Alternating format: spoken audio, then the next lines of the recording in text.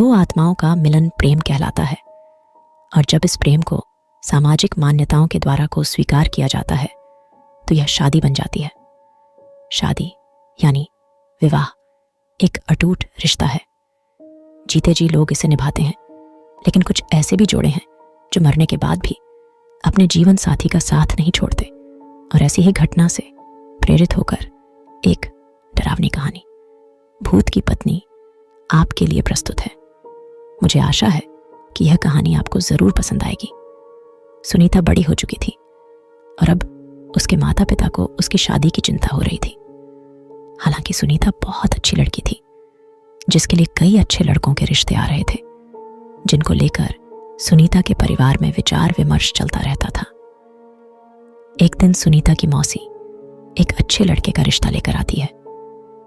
लड़की की फोटो बहुत ही सुंदर थी, जिसे देखते ही सुनीता के माता पिता मोहित हो जाते हैं और वह तय कर लेते हैं कि इसी लड़की से सुनीता की शादी करेंगे। सुनीता को भी लड़का अच्छा लग रहा होता है। सुनीता की मौसी लड़के वालों को रिश्ते के लिए हाँ कर देती है और अगले ही दिन लड़के के परिवार को आमंत्रित किया जाता है ताकि लड़का और लड़की एक दूसरे से मिलकर बात कर सकें। अगले दिन जैसे ही लड़के वाले आते हैं, सुनीता की नज़र लड़के पर पड़ती है और वह पहली ही नज़र में उसे अपना दिल दे बैठती है। सुनीता के घर में लड़के वालों का जबरदस्त स्वागत किया जाता है।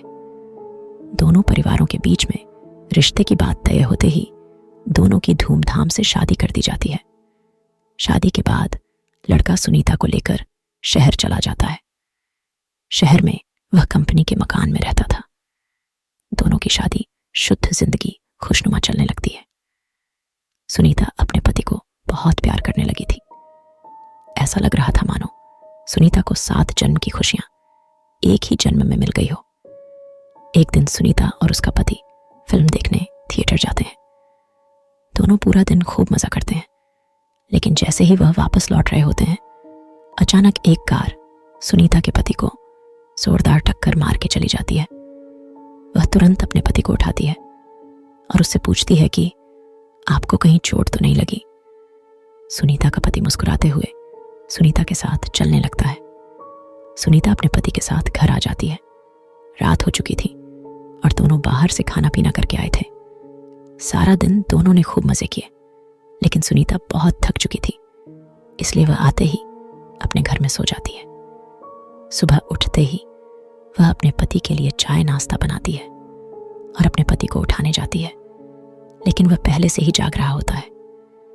सुनीता अपने पति के सामने चाय नाश्ता लाकर रख देती है और अपने काम में लग जाती है। कुछ देर बाद जैसे ही सुनीता वापस आती है तो चाय और नाश्ता वैसे ही रखे होते हैं। सुनीता के पति ने उसे हाथ तक नहीं लगाया था।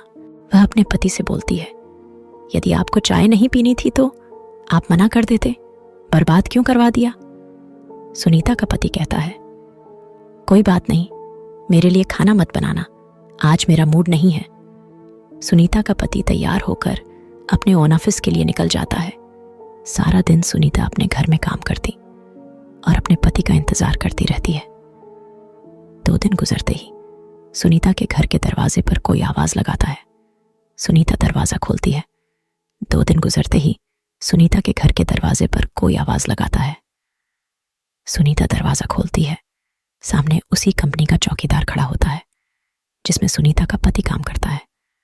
चौकीदार सुनीता से पूछता है, मैडम, 2 दिनों से सर ऑफिस नहीं आए हैं, उनकी तबीयत खराब है क्या? मुझे मैनेजर साहब ने भेजा है। सुनीता को आश्चर्य होता है क्योंकि उसका पति तो रोज तैयार होकर ऑफिस के लिए निकल जाता था, फिर वह ऑफिस कैसे नहीं पहुंचा। चौकीदार के जाते ही सुनीता अपने पति के घर लौटने का इंतजार करने लगती है। शाम को सुनीता के पति घर आता है। वह उनसे पूछती है, आप ऑफिस के बहाने से कहाँ जाते हैं? सुनीता का पति उसे यहाँ वहाँ की बातों में घुमाकर अपने कमरे में चला जाता है। अगली सुबह सुनीता अपने घर के दरवाजे पर दूध ले रही होती है। तभी चौकीदार फिर से आ जाता है और कहता है, क्या साहब अभी तक नहीं आए? सुनीता कहती है, वह तो अंदर बैठे हैं, जाओ मिल लो। चौकीदार घर के अंदर पहुंच जाता है। वह चारों तरफ देखता है, उसे कुछ नजर नहीं आता। पीछे से सुनीता दूध लेकर आ जाती है। चौकीदार सुनीता से कहता है, कहाँ है साहब? सुनीता कहती है, अंधे हो गए हो क्या? तुम्हारे सामने ही तो बैठे हैं। लेकिन चौकीदार को सुनीता पागल लग रही थी, क्योंकि सामने कोई नहीं बैठा था। दरअसल उस रात जो कार एक्सीडेंट हुआ था, उसमें सुनीता के पति की जान जा चुकी थी। चौकीदार सुनीता से दोबारा कहता है, मैडम, वहां कोई नहीं बैठा है। लेकिन सुनीता चौकीदार को चिल्लाते हुए अपने पति को जाकर पकड़ लेती है और कहती है, ये देखो, इतना बड़ा इंसान तुम्हें नजर नहीं आ रहा। सुनीता के साथ कोई दिखाई नहीं दे रहा था। चौकीदार वापस लौट जाता है और कंपनी में जाकर सारी बात कह देता है। जब कई दिनों तक सुनीता का पति काम पर नहीं आता, तो कंपनी की तरफ से दिया हुआ कमरा खाली करने के लिए नोटिस भेजा जाता है। सुनीता नोटिस पढ़ते ही चिंतित हो जाती है और अपने पति से कहती है, आप कंपनी में काम कर रहे हैं, फिर क्यों हमें इस घर से निकलना होगा? सुनीता का पति भूत बन चुका था, लेकिन सुनीता उसे साधारण समझ रही थी। उसी शहर में एक पुराना घर था जो कई सालों से बंद पड़ा था और वहां कई भूतियां आत्माएं रहती थी। सुनीता का पति उसे उसी घर में चलने को कहता है। सुनीता अपने पति की बातों में आ जाती है और उसके साथ जाकर वहीं रहने लगती है। सुनीता ने इंसानों से रिश्ता खत्म कर दिया था और अपने पति के साथ भूतिया दुनिया में ही जीना सीख गई थी। दरअसल सुनीता अपने पति की बातों से पूरी तरह संतुष्ट हो चुकी थी। सुनीता को इस भूतिया घर में ही धीरे धीरे डर का एहसास होने लगता है। वह अपने पति के अंदर बदलाव देख रही थी, लेकिन वह अपने पति के प्यार में इतनी दीवानी थी कि उसे एहसास ही नहीं था कि वह भूत की पत्नी बन चुकी थी। कुछ दिनों बाद सुनीता के सास ससुर शहर आते हैं। सुनीता अपने पति से कहती है, मम्मी पापा का फोन आया था, वह 2 घंटे में स्टेशन पहुंच जाएंगे, उन्हें जाकर ले आओ। सुनीता का पति उससे बाहर जाने का बहाना कर देता है और उसी को स्टेशन जाने को कहता है। सुनीता अपने सास ससुर को स्टेशन से जाकर ले आती है। सास ससुर आते ही अपने बेटे यानी सुनीता के पति के बारे में पूछते हैं। सुनीता कहती है, वह अभी किसी काम से बाहर गए हैं, कुछ देर में आ जाएंगे। सुनीता अपने सास ससुर के आने से बहुत खुश थी। वह उनके खाने की सारी तैयारियां करने लग जाती है। लेकिन शाम होने के बाद भी जब सुनीता का पति घर नहीं आता तो सभी चिंतित हो जाते हैं। सुनीता के पति का फोन घर में ही रखा रहता था, इसलिए वह उससे संपर्क नहीं कर पा रही थी। सुनीता के साथ उसके सास ससुर भी अपने बेटे से मिलने का इंतजार कर रहे थे। पूरी रात गुजर जाती है, लेकिन सुनीता का पति घर नहीं आता। सभी परेशान होकर उसका इंतजार करते रहते हैं। सुनीता के ससुर उससे पीने के लिए पानी मांगते हैं और जैसे ही सुनीता उनके लिए पानी लेने जाती है, उसे अचानक उल्टियां होने लगती हैं। सुनीता को उल्टी करता देख उसकी सास उसके पास आकर उसका हाल चाल पता करती हैं। बुजुर्गों का अनुभव विज्ञान से भी अधिक माना जाता है, इसलिए सुनीता की सास उसे तुरंत बता देती है, लगता है तुम मां बनने वाली हो बेटी। सुनीता मां बनने की बात सुनते ही मुस्कुराने लगती है। सुनीता यह बात अपने पति को बताने के लिए उतावली हो रही थी, लेकिन उसके इंतजार की घड़ियां बढ़ती जा रही थीं। देखते ही देखते 5 दिन गुजार चुके थे, लेकिन सुनीता के पति का कुछ पता नहीं चल रहा था। तभी तीनों पुलिस थाने में शिकायत दर्ज कराने जाते हैं। पुलिस वाले सुनीता से कहते हैं, 5 दिनों से तुम्हारे पति गायब है, लेकिन तुम्हें अब याद आ रही है। सुनीता ने जवाब देते हुए कहा, सर, वो ऐसा 1-2 बार और कर चुके हैं, इसलिए मैं इसे सामान्य घटना समझ रही थी। लेकिन जब 5 दिनों से उनका पता नहीं चला तो मुझे लगा हो सकता है वह कोई खतरे में हो।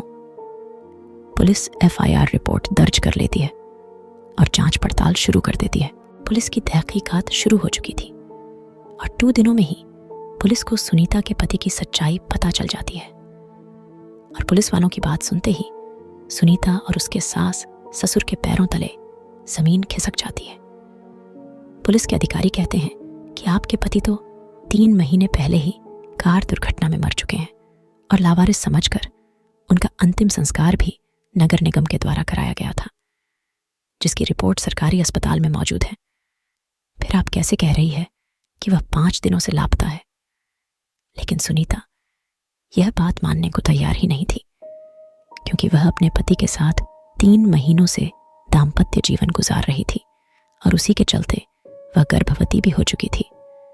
सुनीता पुलिस से अपने बच्चे का जिक्र करती है। जैसे ही पुलिस को यह बात पता चलती है कि उस मरे हुए इंसान का बच्चा सुनीता के गर्भ में है, तो वह सुनीता से कहते हैं, आप बच्चे का चेकअप करवा दीजिए। उसके DNA रिकॉर्ड से हमें पता चल जाएगा कि यह बच्चा आपके पति का है और उनके मरने के बाद यह आपके गर्भ में आया है। तभी आपकी बात पर सभी को भरोसा होगा। पुलिस वालों को सुनीता के चरित्र पर शक था, इसलिए वह इस परीक्षण की मांग कर रहे थे। सुनीता को सरकारी अस्पताल लाया जाता है और वहां बच्चे का परीक्षण किया जाता है। और जैसे डॉक्टरों के पास बच्चे की रिपोर्ट आती है तो उनके पसीने छूट जाते हैं, क्योंकि बच्चा साधारण नहीं था।